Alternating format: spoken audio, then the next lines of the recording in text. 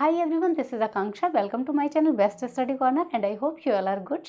Guys, last class में हमने learning and characteristics of learning को डिस्कस किया था. ओके, हमने बात की थी कि अधिगम आखिर होता क्या है ना, इसके कॉन्सेप्ट को समझा था और हमने बात की थी कि अधिगम की विशेषताएं क्या होती हैं. आज हम उसी को कंटिन्यू करते हुए अधिगम के प्रकार यानी टाइप्स ऑफ लर्निंग को डिस्कस करेंगे. ओके, तो चलिए स्टार्ट करते हैं. गाइस, अगर हम अधिगम के प्रकारों की बात करें तो एक अमेरिकन साइकोलॉजिस्ट थे, मीन्स अमेरिकी मनोवैज्ञानिक थे, जिनका नाम है Robert M गैने.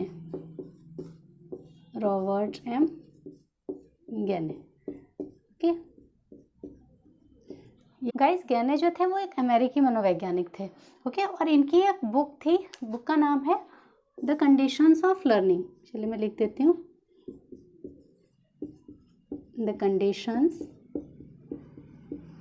Of learning. Okay, इस बुक को आप इंग्लिश में ही नोट कर लीजिएगा. ओके, तो इस बुक में इन्होंने अधिगम के 8 प्रकारों के बारे में बताया था. आपसे डायरेक्टली यहाँ से क्वेश्चन पूछ लिया जाता है. क्वेश्चन इस तरीके से आ सकता है कि गैने के अनुसार अधिगम के कितने प्रकार होते हैं.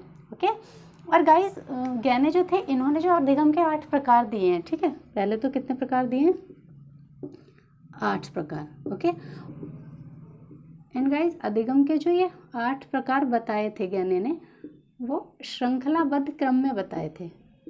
ओके, मीन्स एक ऑर्डर को फॉलो करते हैं. गाइस, गैने ने अधिगम के प्रकारों को एक फिगर के थ्रू समझाया. ठीक है, मैं यहाँ बना लेती हूँ.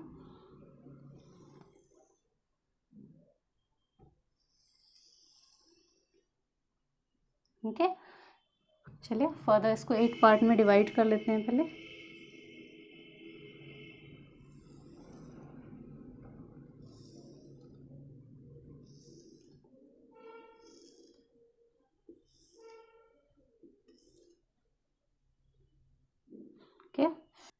गाइस, गैने के अकॉर्डिंग जो फर्स्ट टाइप ऑफ लर्निंग है वो है सिग्नल लर्निंग और संकेत अधिगम. संकेत अधिगम. Okay, fifth type of learning है गाइस विभेदात्मक अधिगम, या फिर हम बोल सकते हैं लर्निंग डिस्क्रिमिनेटली. ओके, विभेदात्मक अधिगम. नेक्स्ट टाइप ऑफ लर्निंग है संप्रत्यय अधिगम.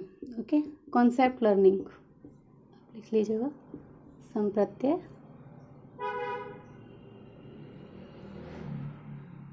अधिगम. Okay, concept learning. Next type of learning है गाइस रूल लर्निंग, 7th, और नियम अधिगम. ओके, नियम अधिगम. एंड सबसे लास्ट जो है, जिसे सबसे ऊपर रखा है गैने ने, वो है समस्या समाधान अधिगम. मैं एक यहाँ लिखती हूँ, समस्या समाधान अधिगम, means problem solving learning. Okay guys, ये जो 8 टाइप्स ऑफ लर्निंग है, मीन्स 8 प्रकार के अधिगम के बारे में जो गैने ने बताया है, इसमें जो फर्स्ट 4 हैं, ओके, मीन्स संकेत अधिगम से लेकर शाब्दिक साहचर्य अधिगम तक, ये व्यवहारात्मक पक्ष से संबंधित हैं. ओके, व्यवहारात्मक पक्ष से संबंधित. ओके, मीन्स बिहेवियरल एस्पेक्ट से रिलेटेड है. जबकि ये जो लास्ट के 4 हैं, ओके, विभेदात्मक अधिगम से और समस्या समाधान अधिगम तक, ओके, ये संज्ञानात्मक पक्ष से रिलेटेड है. मीन्स हम बोल सकते हैं कॉग्निटिव एस्पेक्ट से रिलेटेड है. संज्ञानात्मक पक्ष से संबंधित. ओके, एंड गाइस, गैने ने ये जो ऑर्डर रखा है, ये नीचे से ऊपर की ओर रखा है. है ना, कुछ इस तरीके से लेके जा रहे हैं। कैसे? सिंपल टू कॉम्प्लेक्स, मतलब सरल से जटिल की ओर। सबसे पहले क्या है? संकेत अधिगम है, फिर उद्दीपन अनुक्रिया सीखेगा, फिर श्रृंखला, फिर शाब्दिक साहचर्य, फिर विभेदात्मक, फिर संप्रत्यय, फिर नियम सीखते हैं और फिर समस्या समाधान सीख जाते हैं। ओके, इस तरीके से इन्होंने बताया है। तो इजी टू कॉम्प्लेक्स, और मैं लिख देती हूँ यहाँ सरल से कठिन की ओर, सरल से जटिल। Got it? इस तरीके से ज्ञानी ने इनको डिवाइड किया है। चलेगा, इस 1 बाय 1 हम इनको डिस्कस कर लेते हैं। ओके, तो फर्स्ट वन इज संकेत अधिगम यानी सिग्नल लर्निंग। तो जैसा कि आपको संकेत या सिग्नल वर्ड से ही पता लग रहा है, आप किसके थ्रू सीख रहे हो? किसी सिग्नल के थ्रू सीख रहे हो, किसी संकेत के थ्रू सीख रहे हो, है ना। अधिगम का मतलब क्या होता है? सीखना। तो संकेत अधिगम क्या होगा? किसी संकेत के थ्रू हम सीखेंगे। अब संकेत के थ्रू कैसे सीखते हैं? तो चलिए एक एग्जाम्पल के थ्रू आपको मैं समझाती हूँ। जैसे आपने देखा होगा, छोटा बच्चा जो होता है, जब वो शरारत कर रहा होता है, ठीक है, और उसकी मदर आती है और उसको आंखें दिखा देती है सीरियस होके, मतलब स्माइल नहीं करती है ना, वो कोशिश करता है उसको हंसाने की, पर मम्मी जो होती हैं उसकी, वो हंस नहीं रही होती है, बस सीरियस मोड में होती है। उसको क्या होता है देन, वो उस शैतानी को करना ना बंद कर देता है और चुप होके बैठ जाता है। उसको समझ में आ जाता है कि मैंने कुछ शरारत की है जिसकी वजह से मेरी माँ का ये रिएक्शन आ रहा है। वहीं अगर बच्चा कुछ कर रहा है और मदर आ जाए और देख के स्माइल कर दे, या फिर कोई और आके स्माइल कर दे और बोले अच्छा ऐसे कर रहे हो, तो बच्चा जो होगा ना उस चीज़ को और रिपीटेटिव मोड में करेगा। उसको लगेगा कि नहीं, बड़ा अच्छा काम कर रहा हूँ, इसलिए ये स्माइल कर रहे हैं।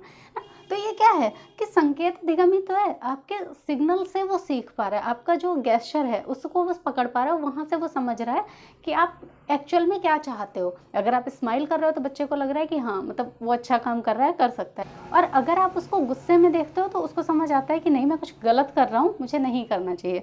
तो यही संकेत अधिगम है। ओके, सिग्नल लर्निंग है। नेक्स्ट टाइप ऑफ लर्निंग है उद्दीपन अनुक्रिया अधिगम यानी स्टिमुलस रिस्पॉन्स लर्निंग। ओके, तो चलिए इसको हम क्लियर कर लेते हैं। स्टिमुलस या उद्दीपन की बात करें तो कोई भी ऐसी चीज़ जो किसी कार्य को करने के लिए प्रेरित करे या फिर किसी कार्य को बढ़ावा दे, वो क्या कहलाता है? उद्दीपन कहलाता है। ओके, स्टिमुलस होता है। और रिस्पॉन्स की अगर हम बात करते हैं तो किसी उद्दीपन की वजह से, है ना, या किसी स्टिमुलस की वजह से जब कोई काम बार बार होता है तो वो क्या हो गया? अनुक्रिया हो गई, रिस्पॉन्स हुआ, है ना। उद्दीपन की वजह से आने वाला जो परिणाम है उसको आपने क्या कहा? रिस्पॉन्स यानी अनुक्रिया। और अधिगम तो आप जानते ही हैं, सीखना। तो चलिए उद्दीपन अनुक्रिया अधिगम को हम एग्जाम्पल के थ्रू क्लियर कर लेते हैं। फॉर एग्जाम्पल, कोई टीचर क्लास में पढ़ा रहा है और उसने आपसे कोई क्वेश्चन पूछा, ओके, एंड आपने उसको सही आंसर दे दिया, तो टीचर क्या बोलता है? वेरी गुड ना। अब ये जो वेरी गुड टीचर ने बोला, ये आपको जो अप्रिशिएशन मिल रहा है उससे क्या होगा? आप फर्दर आंसर देने की कोशिश करोगे। टीचर कभी कुछ और पूछेगा, आप चाहोगे कि आप सबसे पहले आंसर दो और आपको टीचर का अप्रिसिएशन मिले। ऐसा होता है ना। तो क्या है? टीचर का अप्रिसिएशन वहाँ उद्दीपन हो गया, और अनुक्रिया क्या हुई कि आप बार बार जवाब देने के लिए प्रेरित हो पा रहे हो। ओके, तो यही है उद्दीपन अनुक्रिया अधिगम। इसको गाइज हम एक और एग्जांपल से भी क्लियर कर सकते हैं। सपोज आपने अपने फादर से कहा कि मुझे एक स्कूटी चाहिए और एक बाइक चाहिए, है ना, और उन्होंने आपको बोला कि ठीक है, एग्जाम में ना टॉप करके दिखाओ और 90% मार्क्स ला के दिखाओ, हम आपको स्कूटी या बाइक देंगे। ऐसा बहुत होता है ना, पेरेंट्स ये चीज़ बोल देते हैं कि चलो टॉप करके दिखाओ और हम आपको स्कूटी या बाइक देंगे, है ना। और फिर आप क्या करते हो? आप इसलिए टॉप करने की कोशिश नहीं करते हो क्योंकि आपको टॉप करना है, आपको एक टॉपर बनना है। आप इसलिए कोशिश करते हो कि मुझे ना बाइक मिलेगी, स्कूटी मिलेगी, है ना। आप ज़्यादा मेहनत करते हो। तो वो क्या होता है वहाँ पे? स्कूटी या बाइक जो है वो उद्दीपन का काम करती है, स्टिमुलस का। और अनुक्रिया क्या होती है कि आप उसके लिए और ज़्यादा स्टडी कर रहे हो। ओके, तो ये जो है उद्दीपन अनुक्रिया अधिगम का एक एग्जाम्पल था। तो आई होप आपको उद्दीपन अनुक्रिया अधिगम समझ में आ गया होगा कि किसी स्टिमुलस की वजह से कोई रिस्पॉन्स आता है और हम सीखते हैं, वो क्या होता है? उद्दीपन अनुक्रिया अधिगम होता है। Got it? Next type of learning की अगर हम बात करते हैं तो वो है श्रृंखला अधिगम, चेन लर्निंग। तो चलिए इसको भी हम समझ लेते हैं। श्रृंखला अधिगम जो है इसके अनुसार कोई भी चीज़ जो सीखता है बच्चा, वो ऑर्डर में सीखता है, सीक्वेंस में सीखता है ना। ऐसा नहीं है कि कोई भी चीज़ कहीं से भी सीख गया। फॉर एग्जाम्पल, एक 6 महीने का बच्चा है, अब उसको अभी बैठना भी नहीं आता है। आप बताइए क्या वो चलना स्टार्ट कर देगा? नहीं करेगा ना। सबसे पहले क्या सीखेगा? सबसे पहले बैठना सीखेगा, देन घुटनों के बल चलना सीखेगा, क्रॉलिंग, है ना, एंड देन स्टैंडिंग मीन्स खड़े होना, और फिर चलना सीख पाएगा और उसके बाद दौड़ पाएगा। ऐसा तो नहीं होता ना गाइस कि बच्चा डायरेक्टली दौड़ना स्टार्ट कर देता है ना। जब तक वो बैठना नहीं सीखेगा, खड़े होना नहीं सीखेगा, तब तक वो नहीं चल सकता और तब तक वो दौड़ भी नहीं सकता। ओके। सेम होता है ना कि जब आप कोई लैंग्वेज सीखते हो कैसे सिखाई जाती है, एक ऑर्डर को फॉलो करती है ना। आप सबने शायद पढ़ रखा होगा, सुन भी रखा होगा, LSRW, okay, means listening, speaking, reading and writing. ये एक ऑर्डर होता है ना किसी भी लैंग्वेज का। सबसे पहले आप क्या सीखते हो, लिसनिंग, मीन्स सबसे पहले आप किसी लैंग्वेज को सुनते हो। हमने अपनी मदर टंग कहीं से आपको पढ़ाई गई है क्या? नहीं ना, आपने ऐसे ही तो सीखी है। सबसे पहले सुना था, फिर आप बोले थे, उसके बाद आपने रीडिंग स्टार्ट आपको कराई जाती है। जब आप सुन लेते हो किसी चीज़ को, बोलना सीख जाते हो, फिर क्या कराया जाता है आपको, पढ़ना सिखाया जाता है और फिर लिखना सिखाया जाता है ना। तो एक ऑर्डर में चल रहा है ना, ऐसा तो नहीं है रैंडमली आपने सीधे सीधे से लिखना सीख लिया। आपने ना सुना, ना बोला और ना ही कभी पढ़ा, डायरेक्टली लिखना स्टार्ट कर दिया। होता है कभी? नहीं होता ना। तो चीज़ें कैसे हो रही हैं, एक सीक्वेंस में हो रही हैं, एक ऑर्डर में हो रही हैं। तो यही क्या है, श्रृंखला अधिगम है, कि हम एक ऑर्डर में सीखते हैं चीज़ों को, एक सीक्वेंस में सीखते हैं। ओके, नेक्स्ट है गाइज शाब्दिक साहचर्य अधिगम, वर्बल एसोसिएशन लर्निंग। इसको भी चलिए समझ लेते हैं। शाब्दिक मीन्स शब्दों के द्वारा वर्बली किसी चीज़ को समझा रहे हो, ओके। और साहचर्य क्या कर रहे हैं, संबंध स्थापित कर रहे हैं, मीन्स रिलेट कर रहे हैं चीज़ों को, ठीक है। तो जब शब्दों के माध्यम से रिलेट करते हुए चीज़ों को हम सिखाते हैं तो वो क्या होता है, शाब्दिक साहचर्य अधिगम होता है, ओके। तो चलिए एक एग्जांपल से क्लियर करती हूँ। छोटे बच्चों को याद कराया जाता है ना, A फॉर एप्पल, है ना, B फॉर बॉल, और छोटे आ से अनार, बड़े आ से आम, ये सब सिखाया जाता है ना। हम क्या करते हैं, स्टार्टिंग में बच्चे को एप्पल की पिक्चर दिखाते हैं और फिर सिखा रहे होते हैं A फॉर एप्पल। फिर अगर आप उसको पिक्चर नहीं भी दिखाओगे, वर्बली समझाओगे, तो वो ए को पिक्चर से रिलेट कर पाएगा। तो ये क्या है, वर्बली एसोसिएट कर रहे हो आप, ओके। एक और एग्जांपल के थ्रू आपको क्लियर करती हूँ। सपोज अगर अभी कोई आवाज़ लगाए स्मिता, देन मैं रिएक्शन नहीं दूंगी, है ना, मेरा कोई रिएक्शन नहीं आएगा। बट अगर सपोज किसी ने कहा आकांक्षा, मैं इंस्टेंट रिएक्ट करूंगी कि किसने बुलाया। तो मैं क्यों रिएक्ट कर रही हूँ, क्योंकि आकांक्षा वर्ड सुनते ही मैं खुद को कनेक्ट कर पा रही हूँ उस नेम के साथ, है ना। यही होता है वर्बली एसोसिएट करना, क्या वर्बल एसोसिएशन लर्निंग यही है। नेक्स्ट टाइप ऑफ लर्निंग है गाइस विभेदात्मक अधिगम या फिर लर्निंग डिस्क्रिमिनेटली। अगर हम विभेदात्मक अधिगम की बात करें तो आपको वर्ड से ही समझ आ रहा है, विभेद मीन्स क्या कर पा रहा है बच्चा, अब डिफ्रेंशिएट कर पा रहा है चीज़ों को, है ना, उनमें अंतर कर पा रहा है, ठीक है। तो जब अंतर करना सीख जाते हो वो क्या होता है, विभेदात्मक अधिगम होता है। एक एग्जांपल के थ्रू आपको समझाती हूँ। सपोज गाइज मैंने आपको बता रखा है कि 4 भुजाओं से निर्मित बंद आकृति को चतुर्भुज कहते हैं, ठीक है, और मैंने चतुर्भुज के प्रकार भी आपको करा रखे हैं, ओके। अब मैं क्या कर रही हूँ, कुछ चतुर्भुज यहाँ ड्रॉ कर रही हूँ और आपसे पूछूंगी कि वो कौन सा है। जैसे मैंने ये कुछ चतुर्भुज यहाँ बनाए, ओके, ये कुछ फिगर बनाए और मैंने पूछा कि ये बताइए ये क्या है। आपने आंसर दिया स्क्वायर है, एक वर्ग है, ठीक है। फिर मैंने इसको पूछा, आपने बता दिया एक आयत है, ये आपने बता दिया समचतुर्भुज है, और ये आपने बता दिया ट्रेपेजियम यानी समलंब चतुर्भुज है, ओके। तो गाइस अब आप क्या कर पाए, यहाँ पे आप डिफ्रेंशिएट कर पाए ना कि वर्ग है, आयत है, समचतुर्भुज है या फिर ट्रेपेजियम है। वैसे तो दिखने में सारे के सारे चतुर्भुज है ना, सभी 4 भुजाओं से बने हुए हैं, लेकिन फिर भी आप इनमें क्या कर पा रहे हैं, अंतर कर पा रहे हैं, क्योंकि आपको वो अंतर करना सिखा दिया गया। या सपोज मैंने आपसे पूछा कि अपनी फेवरेट कोई वेजिटेबल का नाम बताइए और एक फ्रूट का नाम बताइए, है ना, मीन्स एक फल और एक सब्जी बताइए अपनी पसंद का। आपने एक फल का नाम बता दिया और एक सब्जी का नाम बता दिया। तो जो आप बता पाएंगे, कैसे बता पाएंगे, पहले आप फल और सब्जियों में अंतर कर पा रहे हैं, तभी तो एक फल का नाम और एक सब्जी का नाम चूज करके मुझे बता पाएंगे। तो यही क्या है, विभेदात्मक अधिगम है, यानी लर्निंग डिस्क्रिमिनेटली, मीन्स हम डिफ्रेंशिएट कर पा रहे हैं चीज़ों को, अंतर करके सीख पा रहे हैं, okay. Next type of learning है संप्रत्यय अधिगम, या हम बोल सकते हैं कॉन्सेप्ट लर्निंग, ओके। जब आपको कोई कॉन्सेप्ट के थ्रू समझाया जाता है। कॉन्सेप्ट क्या होता है हम पहले समझ लेते हैं। एक जनरल आइडिया हम बोल सकते हैं, किसी भी चीज़ के बारे में आपको एक जनरल आइडिया है तो वो क्या कहा जाएगा, कॉन्सेप्ट कहा जाएगा। फॉर एग्जाम्पल मैंने कुछ शेप बनाई, ओके, और मैंने दूसरी शेप बना दी कुछ इस टाइप से। अब मैंने आपसे पूछा बताइए ये क्या है, और आपने मुझे बताया कि इसको पेंटागन यानी पंचभुज कहते हैं और इसको हेक्सागन यानी षटभुज कहते हैं। तो गाइस आप ये चीज़ मुझे कब बता पाएंगे, जब आपको ये क्लियर होगा ना कि पंचभुज किससे कहते हैं और षटभुज किससे कहते हैं। इसके पीछे जो कॉन्सेप्ट था, जो अवधारणा थी, वो आपको पता थी कि 5 भुजाओं से बनी हुई एक बंद आकृति है तो उसको हम पंचभुज कह रहे हैं, और अगर 6 भुजाओं से बनी हुई एक बंद आकृति है तो उसको हम षटभुज कह रहे हैं। तभी आप मुझे बता पाए ना। तो ये क्या था, कॉन्सेप्ट लर्निंग है कि किसी भी चीज़ के बारे में जनरल आइडिया आपको। सपोज गाइज एक और एग्जांपल लेती हूँ। सपोज मैं कुछ एनिमल्स के नेम लेती हूँ, जैसे lion, tiger, panther and fox etcetera. जैसे ही मैंने इनके नाम लिए, आपके माइंड में क्या आया? शेर, चीता, लोमड़ी, है ना। इनको सुन के आपको दिमाग में तुरंत क्लिक किया जंगली जानवर हैं। तो आपके माइंड में जंगली जानवर क्यों आया, जबकि मैंने तो जंगली वर्ड यूज़ नहीं किया था? क्योंकि आपको कॉन्सेप्ट क्लियर है कि जंगली जानवर किसे कहते हैं, है ना। और आपको पता है कि ये जानवर जंगली होते हैं और ये पालतू होते हैं। ऐसा तो नहीं हुआ ना कि जैसे ही मैंने टाइगर, लायन, पैंथर का नाम लिया और आपके माइंड में आता पेट्स हैं। नहीं है ना, क्योंकि आपको क्लियर है कि पेट्स किसे कहते हैं और वाइल्ड एनिमल कौन से होते हैं। तो यही है कॉन्सेप्ट लर्निंग, मीन्स संप्रत्यय अधिगम। जब आपको किसी चीज़ के बारे में जनरल नॉलेज होती है तो वही क्या होता है? संप्रत्यय अधिगम होता है, यानी कॉन्सेप्ट लर्निंग होती है। ठीक है, किसी चीज़ के पीछे अवधारणा क्या है ये आपको पता हो। Okay, next type of learning है गाइस नियम अधिगम, मीन्स रूल लर्निंग। ओके, अब सब नियम अधिगम क्या है, चलिए इसको भी मैं एक एग्जांपल के थ्रू ही समझाती हूँ। कहती हूँ सपोज मैं लिख रही हूँ ही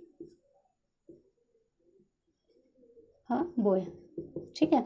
अब यहाँ मैं आपसे वर्ब पूछूं कि इज और आर, इसमें से आप कौन सी वर्ब यूज़ करेंगे? तो आप सिंपल पिक कर लेंगे कि हम यहाँ पे इज को यूज़ करेंगे। ओके, तो अब आप ये क्यों पिक कर पाए? क्योंकि आपको ये रूल क्लियर था ग्रामर का, है ना, कि अगर सिंगुलर सब्जेक्ट है देन हम सिंगुलर वर्ब चूज़ करते हैं, और अगर प्लूरल सब्जेक्ट होगा देन हम प्लूरल वर्ब पे चले जाएंगे। तो ये सिंपल सा एक रूल आपको क्लियर था, इसलिए आप यहाँ पे लगा पाए ना, अदरवाइज तो आप ई के साथ आर भी यूज़ कर सकते थे।